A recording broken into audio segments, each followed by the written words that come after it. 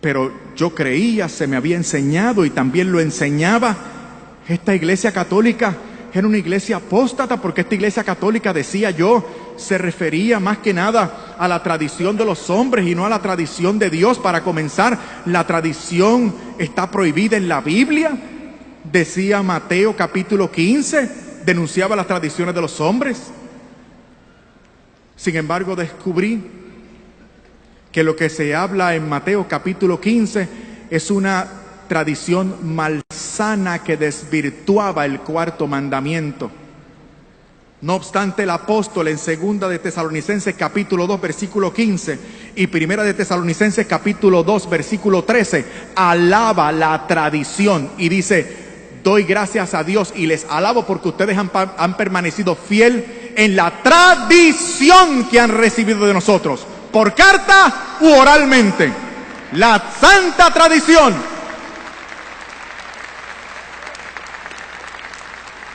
Porque no todo está en la Biblia, pero yo quería que todo estuviera en la Biblia. No me convenía aceptar esto de la tradición. Era la Biblia, solo la Biblia, eso se me había enseñado, eso yo enseñaba a los seminaristas. Solo la Biblia. La clase más importante de teología sistemática que yo daba establecía un parámetro para la teología protestante, y el parámetro era la Escritura, la Biblia, y solo la Biblia es norma de doctrina, conducta. La Biblia, solo la Biblia. Pero comencé a buscar en la Biblia dónde estaba eso, y esas palabras no las encontré. Así que fui a donde mi primer profesor de teología, el doctor Ricardo González, y le dije: doctor, ¿podría usted ayudarme? Es que yo he incluido en mi clase de teología lo que usted me enseñó en su clase de teología. ¿Recuerda usted el presupuesto protestante que usted nos enseñó, que decía que la Biblia era la única norma de fe, doctrina y conducta? Hombre, sí, Fernando, lo recuerdo claramente. ¿Podría usted decirme dónde está eso en la Biblia? Y él me respondió: Fernando, yo nunca dije que eso estuviera en la Biblia. Pero ¿cómo va a ser? El presupuesto protestante más importante, del cual deriva toda nuestra doctrina, nuestra fe y nuestras acusaciones a la Iglesia Católica, resulta que no es bíblico. Y me decía: bueno, pero es que hay textos bíblicos que lo infieren. Y le dije: pero ¿cómo que lo infiere? Eso debe ser muchos textos bíblicos que hablen claramente acerca de esa norma nuestra. Y decía: no, pero hay textos que lo infieren. Y yo: pero ¿cómo que lo infieren? Eso mismo le señalamos nosotros a los católicos, que se atienen a textos bíblicos que infieren y no hablan claro. Me dijo: bueno, Fernando, ¿quieres salir de este problema? ¿Quieres encontrar el texto bíblico? Ya que no lo anotaste durante la clase, ¿quieres que te lo dé? Doctor, por favor, dígame cuál es el texto bíblico sobre el cual fundamentamos ese presupuesto protestante que dice que la Biblia sola basta. Y me dijo: hombre, segunda de Timoteo, capítulo 3, versículo 16. Hombre, me acordé. Seguro, doctor, recuerdo el texto. Dice: toda escritura es inspirada por Dios y útil para enseñar, redarguir, corregir, a fin de que todo hombre llegue a ser perfecto a la altura del Señor Jesús. Oh, qué texto hermoso, Dios mío. Dice que la Biblia es inspirada por Dios, y si es inspirada por Dios, viene de Él, y si viene de Él, ¿para qué yo quiero otra cosa?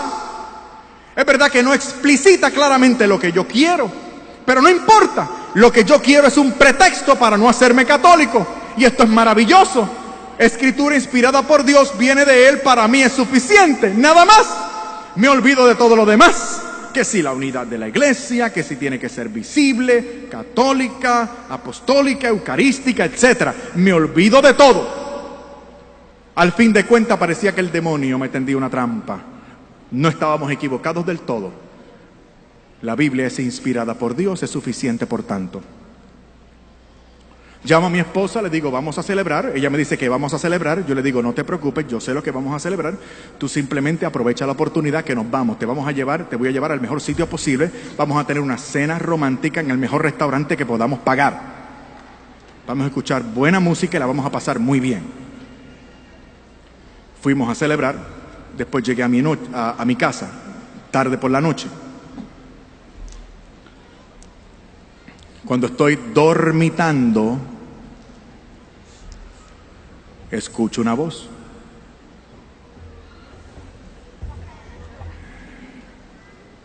Yo no sé si alguno de ustedes ha tenido la oportunidad de escuchar la voz del Señor audiblemente. Es algo increíble. La voz te viene de adentro, te retumba por los oídos y tú lo escuchas. ¡Es el Señor! Y el Señor me llamó por mi nombre, Fernando. Pensé que eran cosas de mi mente. Estaba entre dormido y despierto. Trato de despertar a Lisette. Le digo, ¿me llamas? Ella me dice que no, que la deje en paz, que quiere dormir. Así que le digo, está bien, sigue durmiendo. Y me quedo despierto. Fue una sensación extraordinaria escuchar aquella voz. Ahora sí estoy despierto y escucho la misma voz. Fernando.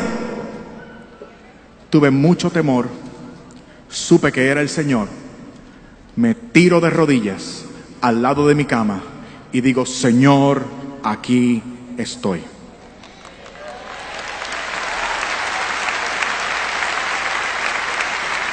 El Señor me llama la atención y me dice, ¿y dices tú ser teólogo? Yo estaba temeroso y por si acaso le dije, Señor, tú lo sabes. Y el Señor me recriminó audiblemente. Pues no seas irresponsable. Profundiza en el texto. Supe que el Señor me hablaba de 2 de Timoteo, capítulo 3, versículo 16. El texto bíblico que había esgrimido a mi favor para no hacerme católico. Aquel que decía que la Escritura era inspirada por Dios y yo había deducido que por lo tanto era suficiente. El Señor vuelve y me dice, profundiza en el texto. El jefe había dado una orden. Al otro día, otra vez, al seminario, a la biblioteca, mucho estudio, mucha Biblia y mucha oración. ¿Saben ustedes lo que descubrí estudiando aquel pasaje bíblico? Miren lo que descubrí, voy a resumir y después explico en detalle.